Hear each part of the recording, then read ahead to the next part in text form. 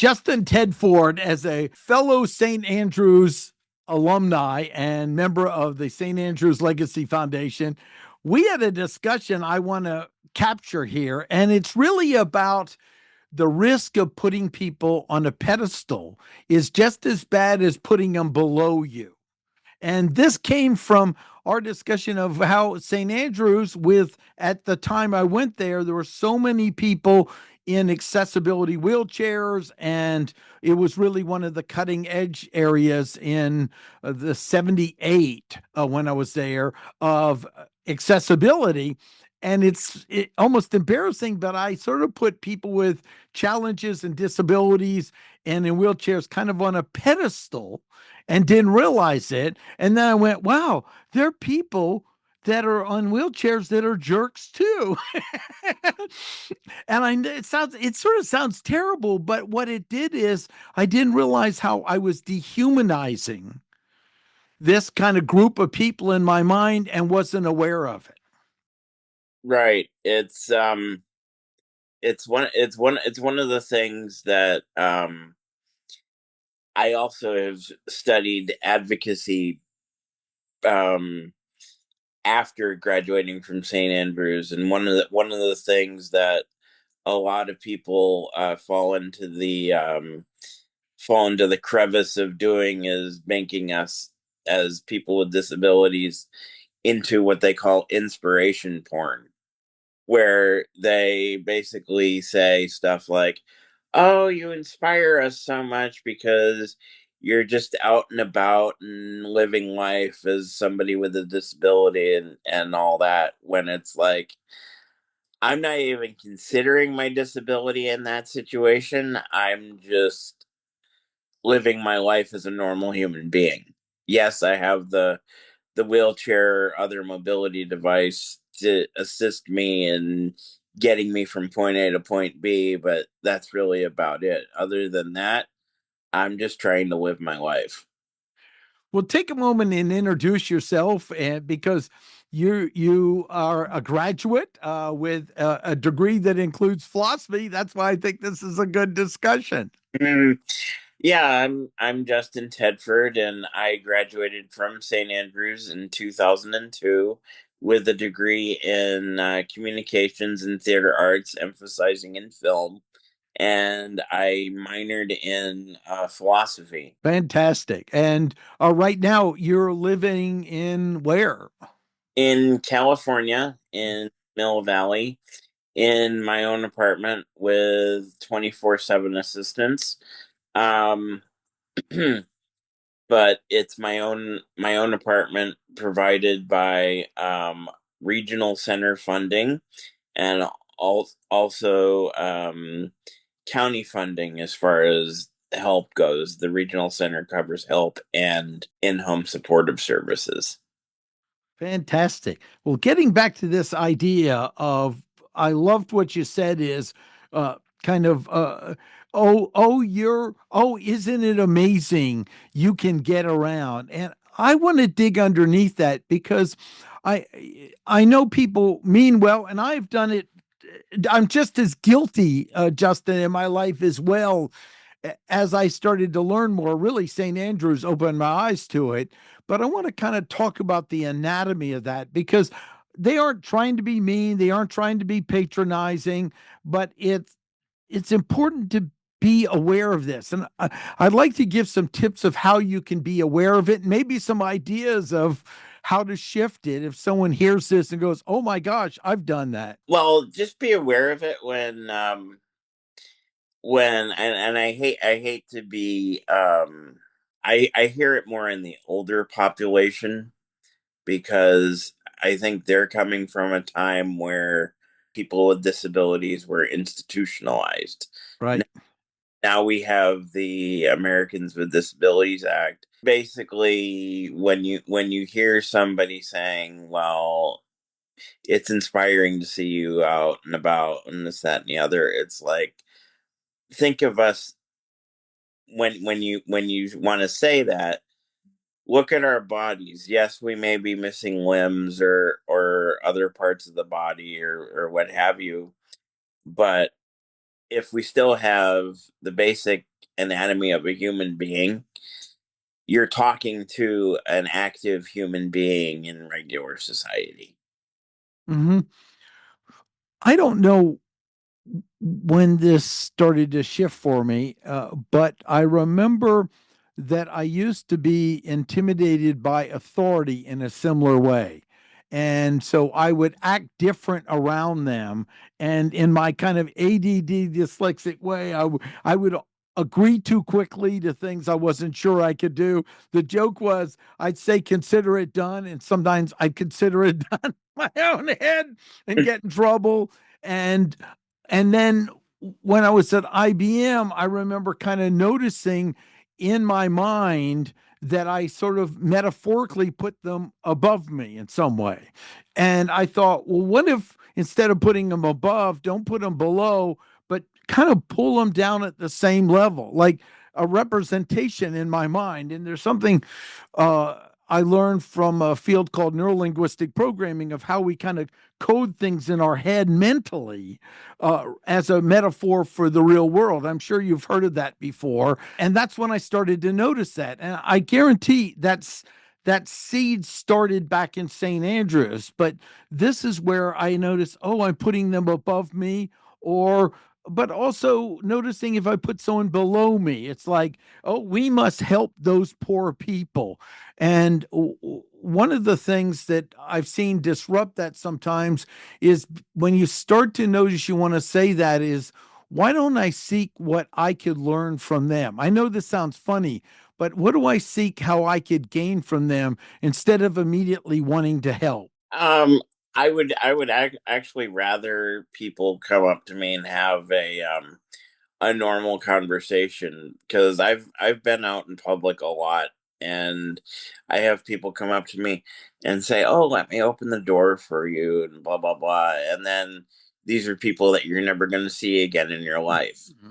And it's like, yeah, thanks for opening the door for me, but it's like, really, it could have been such a more profound interaction had Yeah. we treated each other and whatever else, and maybe had an impact on each other's lives. And just being able to, you know go through life as a team, in other words, like, Yeah. not just as, I think this person in a wheelchair needs help, so I'm going to help them, you know, Yeah.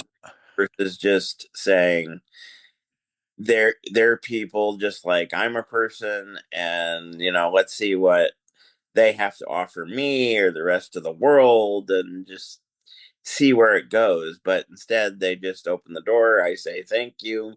I'll never see them again.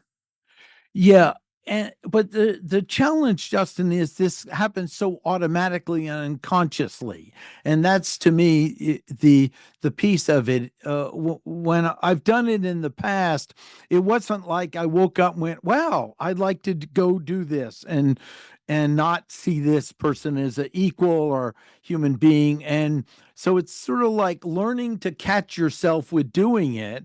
And I just thought of when you said that, one of them, if you notice like you want to immediately help somebody or you think they have less you need to help, pause and go, what would I say to them if none of this existed? Like you could be, talking to a stranger about the weather or something like that. Exactly. If the wheelchair wasn't there, what would you say to them as a normal? Yeah, and I think this applies to all types of groups. There's so many situations. One of my favorite quotes is, be careful of the noble causes not grounded in reality, where you want to feel better about yourself to do something, which is wonderful. It's wonderful to give back. It's wonderful to be a contribution. I've done volunteer for years, but like slow down a little bit in the world and notice if you're doing this automatically. And I'll share some stories. The story at IBM I thought of is when I did this as far as authority positions, because I wanted to keep the respect of the accomplishment of the authority, but not put them in a way where I reacted differently. Does that make sense? Yep. I did that. And then I was in an elevator once, and there was a guy who came in, was in there, and he clearly had a suit worth thousands of dollars compared to me. I was in field service, Justin, repairing computers and stuff. And I said, I think his name was Towney. I'm not sure, but I said, are you coming to the meeting? And he said, yes, yes. I just got in town. And I said, well, welcome. Good to meet you.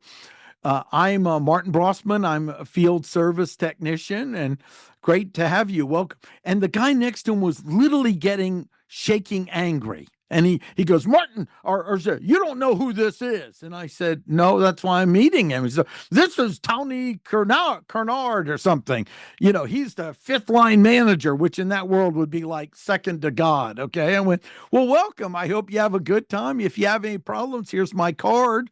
I'm glad to help you out or show you around.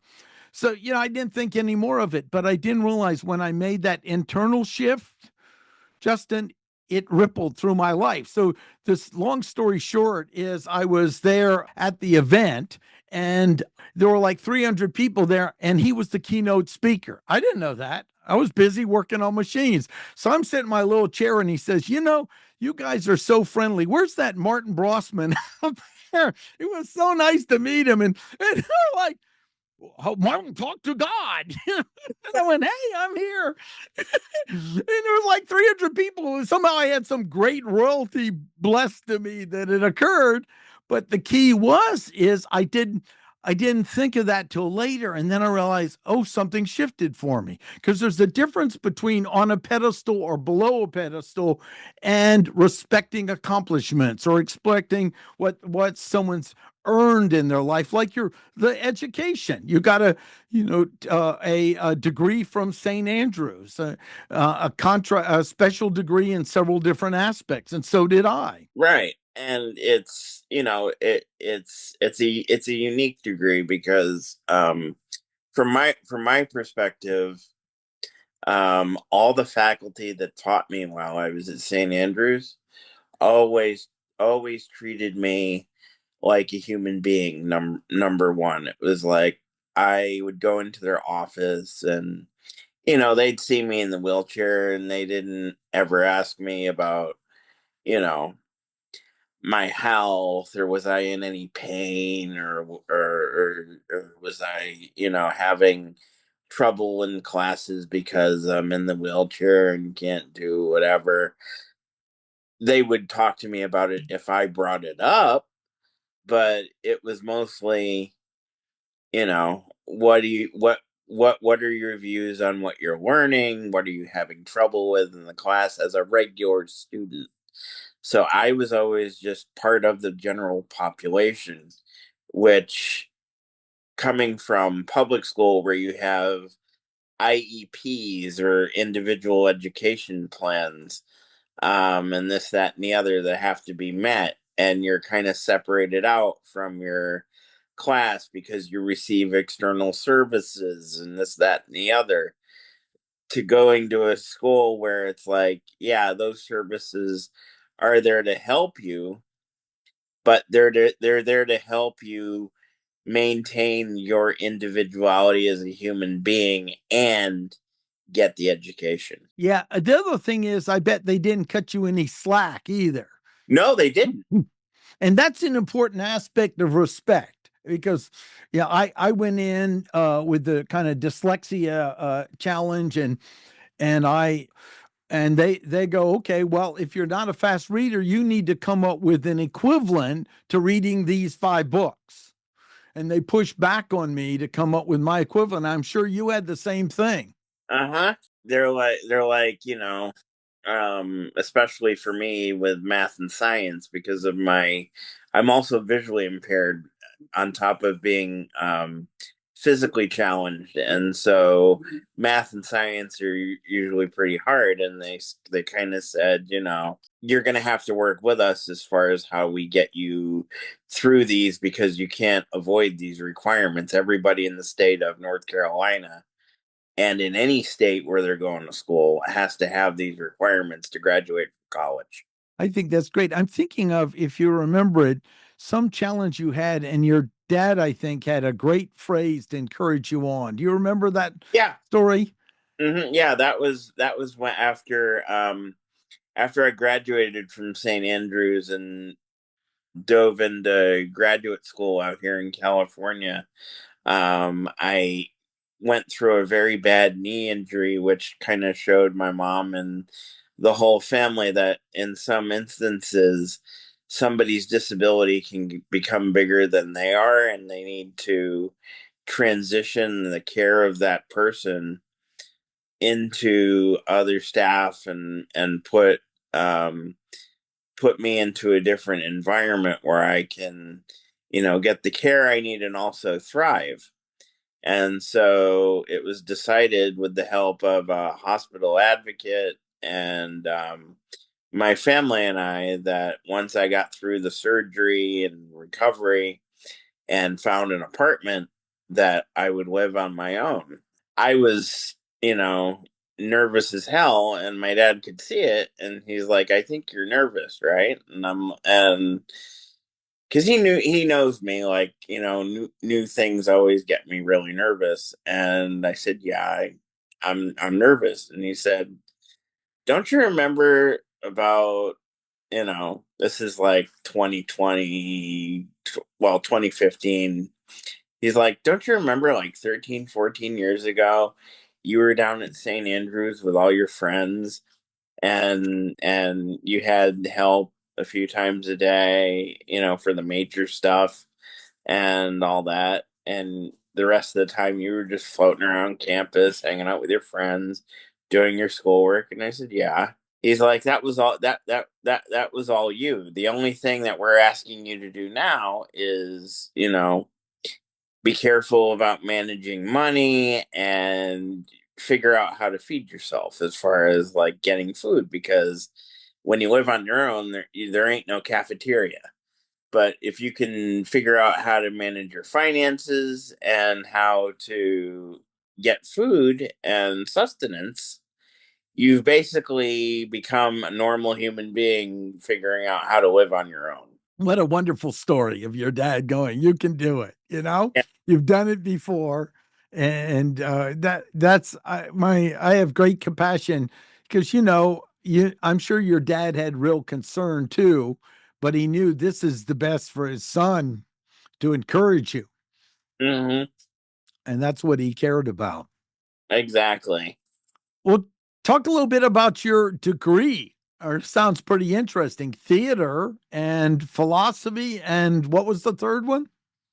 So my minor was philosophy and my degree was communications and theater arts, but I emphasized in the film aspect of it. So I studied like film history, um a little bit of film production, um and screenwriting, script writing, the whole thing, so that I get a well-rounded education, and as well as some of the law and ethics behind communications and stuff in media. Did you do any movies or works, or mainly just the subcomponents of? It was mostly just kind of the subcomponents, and Mhm.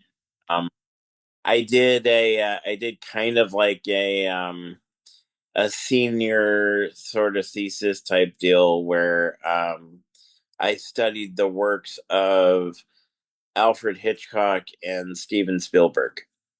Oh, really? Yeah.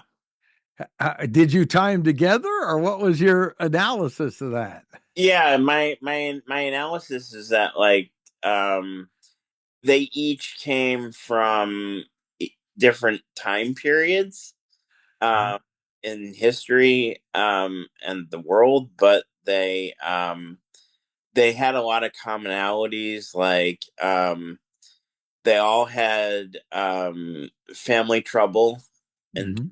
of like Alfred Hitchcock had his dad who he was afraid of because the dad made him spend like a day, a full 24 hours in jail as a young kid for doing something kind of menial, but wanted to put the fear of God in him. And then Steven Spielberg went through the whole, what's more common nowadays, and the whole divorce and separation of his Mhm. parents, and turning to media and film to kind of explore what his inner feelings are. And Hitchcock would do the same thing with his fear of the police in jail and how he filmed them and how he portrayed them on camera.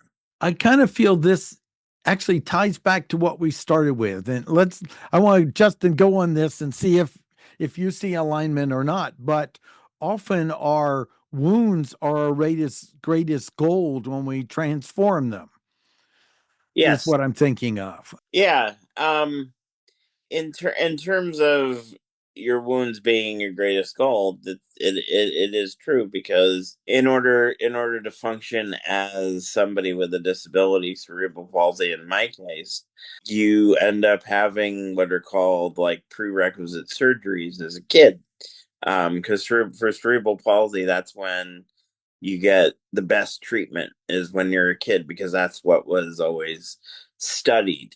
Um, no one really cared to study cerebral palsy as kids aged. And so they're like, mid range, you just kind of have to make it through. And then when you become like a senior citizen, then all the great care that you got as a child will kick back in, and you'll have a great end of your life. The middle is just going to be a little bit miserable, but you'll make it. With everything that you go through with surgery and treatment and therapy, it gives you the perseverance to kind of learn how to function, learn how to deal with people, and learn how to sort of suck it up so that you don't look like you're dying when you're really not, and Mhm. acting. Yeah, yeah, that's quite interesting. Now, theater, how does that tie into this?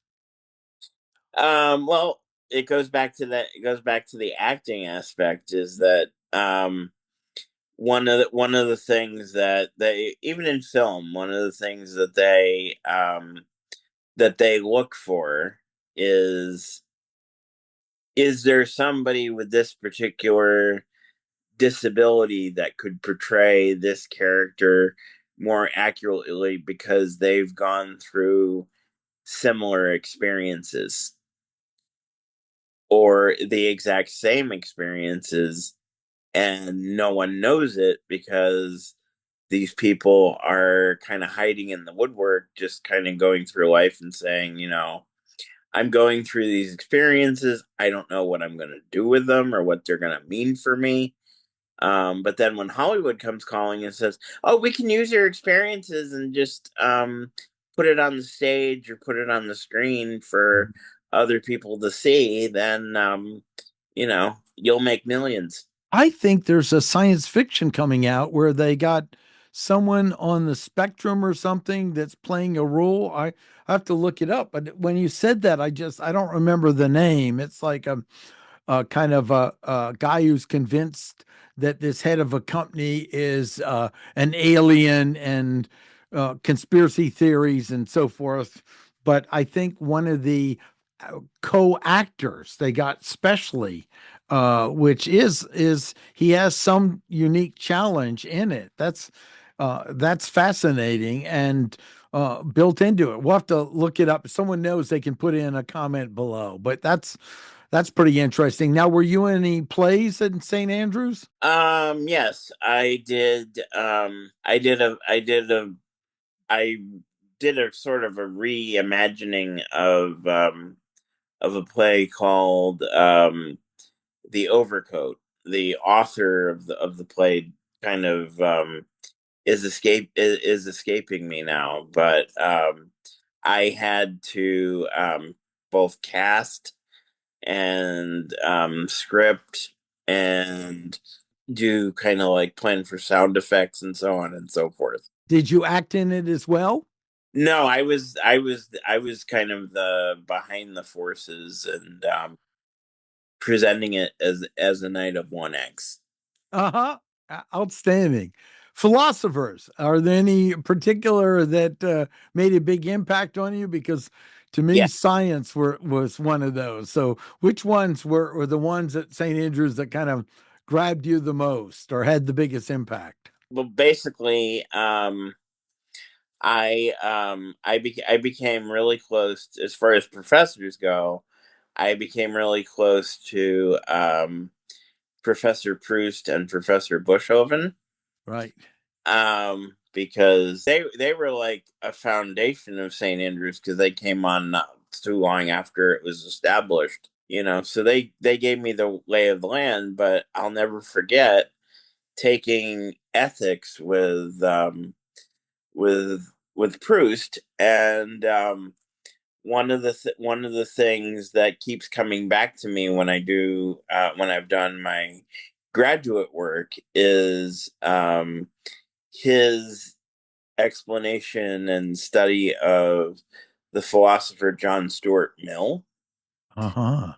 John Stuart Mill is known for this principle of utilitarianism, or the principle of utility is the short form of that. If someone's not familiar, explain that a little further. hmm So if you're not familiar with it, it's basically imagine yourself sitting on an airplane that's crashing and you're sitting in the exit row. Do you open the door, or do you tell the flight attendant you'd rather not be responsible for that? The principle of utility is essentially doing the greatest good for the greatest amount of people. If you're that kind of person, you open the door. If you're not that kind of person, then you don't, and you ask to be like, you know, taken off that row, even though the plane is crashing. You kind of basically, screw everybody else over. Fascinating. Were there any other philosophers that grabbed you? The other kind of philosopher that grabbed me was Kierkegaard, because he studied media, and all of that, which was part of my communications study. But the philosopher that really kind of grabbed me well, two philosophers grabbed me in a negative way. One was Schopenhauer, because Dr. Alexander, another philosophy professor, um, told us that he was really into hating on women. Mm-hmm. And now my dad was mostly he was existent in my life, but he had a lot of demons, and is a recovering alcoholic, and so on and so forth. And so it was mostly the women, my sister and my mom, that really raised me. So as soon as I met him in philosophy, I was like, I really don't like you. And the other philosopher that I really came to hate through studying him was Peter Singer, who became the chairman of the philosophy department at Princeton. Um, and now he's a philosopher that basically says that if you're born with a disability and you immediately require a lot of machinery and medical backup to try to survive, it's best if we figure out a way to like kill you, because you're taxing the system. Yeah, I could sort of see why that might not be popular along the way as well. Another aspect uh, came up, and I'm not sure how it ties into this, but we were talking about putting on pedestals and philosophy, and my martial arts instructor of Aikido was a huge mentor to me, and he got into some type of legal trouble. I don't want to get into the thing, but ended up in prison. And Justin, that was devastating to me because this was again kind of someone I had put on a pedestal, and uh, I decided I was going to go see him, and I somewhere along the line went, I need to give him permission to be human, and that allowed me to keep the mentoring and gold he had given me, but also get that he might have this dark side. And I think this is sort of related to us recognizing that. And when you mentioned those philosophers, did you, the second one I can see, but the first one, did anything shift or change for you over time with it? Or did you kind of keep that generalized together? I've always, for Schopenhauer, I've always kept him generalized. Like, if I have to read him for something I'm doing, I'll read it, but it's not gonna. I know it's not gonna be pleasant. Uh huh. Uh huh. That concept of giving people permission to be human. I'm not sure these are the best words, but when I went to see him in prison, as a visitor, what I chose to do, I sat down and I said, I don't know all the facts that occurred, but I need to tell you what a profound contribution you were in my life and how freeing or valuable that was to me. And I want to get your perspective on it as a thinking man, and how it might tie to some of this pedestal above or below. I see. So basically, it's like, so Schopenhauer. Interestingly enough, he had some interesting ideas about society. Um, so as painful as it was to read, it was kind of like, okay, so he has this view of the opposite sex, which I don't like, but yet, um, some of the other things I'm reading of him are interesting enough for me to maybe mention in one of my assignments or essays and things of that nature. Um, but would I read them on my day off? Probably not. But Right. at least he's giving me something to, think about versus, Yeah. um, versus, some of these asshole people are just like, they give you nothing. Right. you know so it's like, I'd rather have somebody give me something, and yeah, in another area they don't really connect, but at least they gave me this. Yeah. It's important to, uh, for me to be cautious when I get into a polarity situation where it's either all or nothing.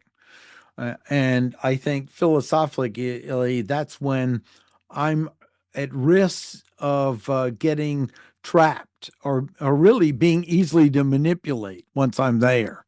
Yeah, and that's a credit that I give to philosophy, is that, I always tell people that want to do pre-law.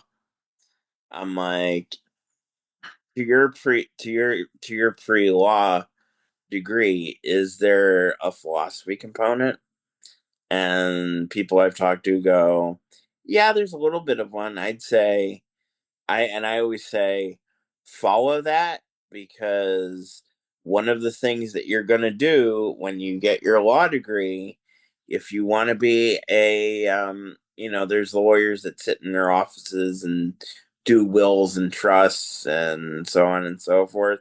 But if you want to be one of those high powered attorneys that sit in court all the time, what do you do in court? You argue. Philosophy is going to teach you how to argue.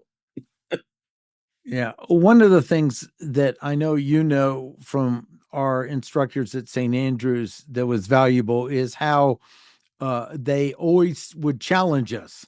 If they had a, if they were a believer of the color blue, and we tried to side with just them with the blue, they would take the opposite and work to get us to see both. And I think that's all related to this topic we started on being on pedestals or being put below pedestal, is just being suspicious of your automatic mechanism that exists. Oh yeah, because and that kind of brings up a memory of me dealing with Proust when I was trying to argue against Peter Singer, and he's like, well, the way you've worded this, you in one way you actually agree with him, and I'm like, really? And he like read me what I wrote, and he's like, think about what you wrote and what Singer represents, and you actually agree that yes, it's taxing on the system, but you're kind of taking it a little bit further because of your position in society as somebody with a disability. You're trying to, kind of refute it, but you're doing it a little too hard. You need to come at it from a whole different direction and kind of challenge yourself to be objective, even though you're writing as somebody with a disability. So your passion for the community is as a disabled person is there. You just kind of have to harness it and take yourself out of it, and then rewrite this. There's something beautiful about that, isn't it, Justin? Because I want to add that it takes a certain level of courage in an instructor to do that. Not like it's a liability risk. I don't know why, but that word comes to mind that he are so many of those instructors work to see us not just as people, but our potential and to stretch us beyond wherever we are. And I think that's a great example of him going, yes, you're going to have this potential bias, but do you want to let that run you and challenging you to be more? Hmm. Yeah, and that's one thing I really appreciated about the philosophy department, because it was like that's all they did was challenge me, and it was like, you know and they gave me A's for it, and I'm like, wow, I did. But by my last philosophy class before graduation, I remember sticking my last essay in Dr. Alexander's mailbox, and I was like, if I get an A on this, I've successfully learned how to argue. I don't know how the hell this is going to help me for the next 40 or 50 years of my life, but I feel like I've been around the ringer enough to argue every single point that I'm going to need to argue for the rest of my life. And did you ace it? I did. All right, but you earned it. That's the key. He wasn't given to you. You earned it and you knew it. Yeah. Okay, now I have to ask, time has passed. How has that actually showed up? Because at that time you weren't sure. How has that manifested in your life since then? Well, what it's doing is that now I'm in a position where I'm currently trying to get better housing than where I am now. But once that happens, what I'm trying to do is use my degree in communications and minor in philosophy to kind of help present and argue for the inclusion of people with physical disabilities and critical illnesses in society, to the extent that they want to be included, in order to for the betterment of our world, our society, our country, and so on and so forth. And I'm, in addition to that, seeking a credential in social justice from San Francisco City College. How exciting. That's great. I'm thinking of another topic where they found the accessibility ramps that they put on curbs that were done primarily for people in wheelchairs and stuff. They found helps all types of other groups now. And so I can see how you're building that. You've been trained in how to build an argument and you're applying it in your life. Talk a little bit about what's your focus and passion now in life, and moving forward? So my focus now is basically twofold. So I did my graduate thesis on basically the inclusion of people with disabilities in film and literature, and how that's represented in both mediums. And so I used Christy Brown, the author of My Left Foot, which Daniel Day Lewis starred in as Christy Brown, Mhm. and also included in that Mark Twain and his novella, The Tragedy of Pudd'nhead Wilson, and how they're both dealing with the margins of society and trying to sort of explain things through different experiences or different metaphors or so on and so forth. And so when I get my business going, I want to make a presentation kind of out of that to show people, how powerful media and philosophy and of things of that nature can be. And one of the other things that I want to do in my business is on another level. Um, I get my services through the Golden Gate Regional Center now, yes, but I transitioned to a different service delivery method than the traditional services. So I'm in something called self determination. And what that basically allows me to do is it allows me to go to the regional center every year, come up with a person centered plan, and say, okay, these are my unmet needs for whatever it is that I require for the next year or for the next however many years. And I say to them, look, this is you're reading me like a book in my person centered plan. This is everything that I want to do. This is everything I need in order to accomplish it. Can you give me a sum of money that I then turn over to a financial management service to preserve my um, government and state benefits and so on and so forth? Um, but in other words, they're about to give me for year 6 of this program, they're about to give me, and I'm using that to pay for um, my care staff, um, membership to the Y, or a stretch lab called SciFit that they're going to cover for me, and transportation if my van, craps out and I have to use paratransit, they'll cover it Mhm. well. And so they just give me that funds, and then I split it up into a spending plan, show them how I'm going to spend it. They Mhm. approve it, I approve it. It's called see you next year. Excellent. Well, we got to connect through the St. Andrew's Legacy Foundation, and I'm excited you're part of the team with it. And one of the things we talked about is getting more of the people that were in wheelchairs and had challenges in St. Andrew's actively involved. So, is there any message you have to them watching this great discussion?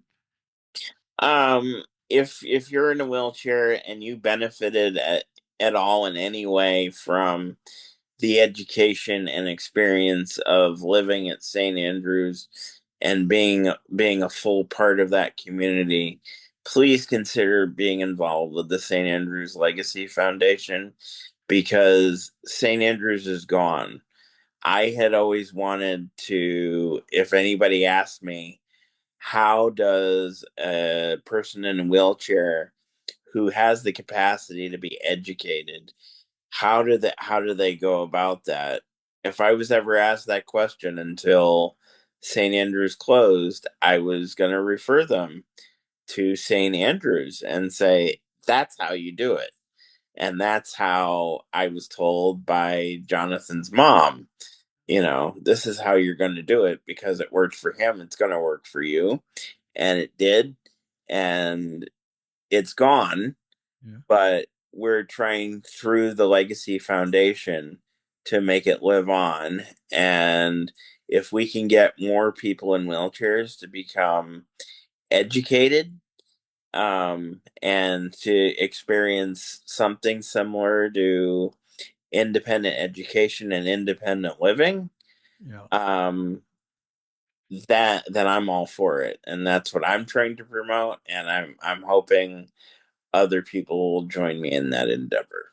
Yeah, I anticipate we will get more joining us because there was so much beautiful diversity at St. Andrews. We want all of it. We need more people from the equestrian program, maybe the drama program, maybe the writing, and there's so many aspects it had, or the sciences, and as we get more people stepping up and saying, "Hey, I'm here and want to."